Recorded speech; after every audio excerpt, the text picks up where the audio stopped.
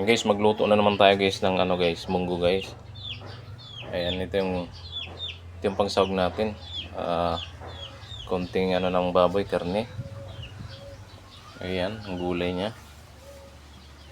Ito, daw ng ampalaya. Ito naman ay alugbate. Ihalo natin sa munggo. Ito guys yung munggo guys. Pinakulo ka na kanina guys. Luto na yan. Ihalo lang natin yung gulay at yung igigisa natin yung ano, sahog niya. Ayan guys, pamantikain natin to guys. Huwag na lang natin lagyan ng mantika. Ayan. Ilagay natin to guys yung gulay sa munggo guys. Para maluto na din guys. Ito yung kalabasa.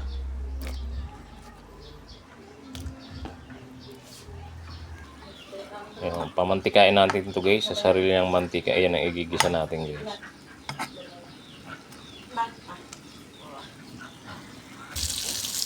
Ayan guys, nagmamantika na guys yung pangsahog natin guys sa munggo. Ayan guys, lumit na yung pangano natin guys, pangsahog natin sa munggo. Maluluto siya. Kanina malalaki siya ngayon, karampot na lang. Ayan, gigisa natin guys. Dito natin igagisa rin yung ano, pangkap niya.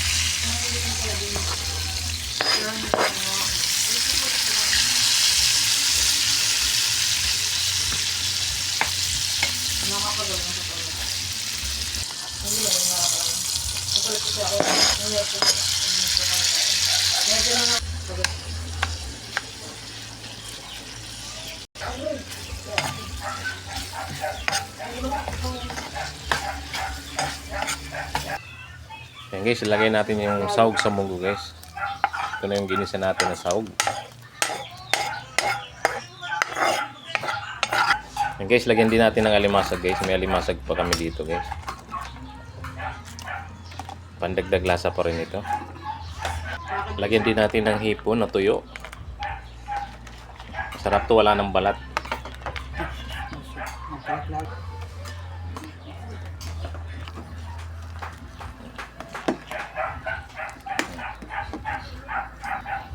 Tikman natin guys.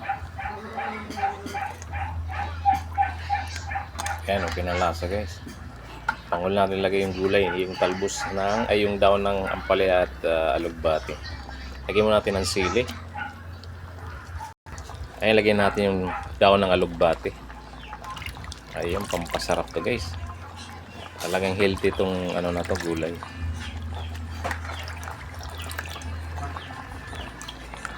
Ayan, lagyan natin yung pandagdag lasa guys.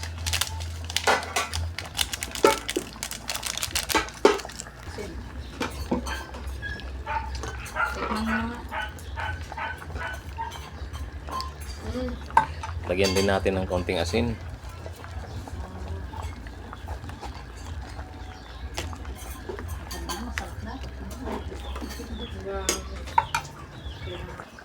Ayan guys, lagyan natin yung dahon ng ampalaya guys.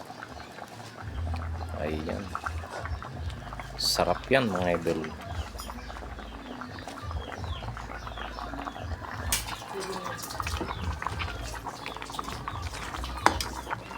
Ayan, kunting minuto lang guys, luto na to guys.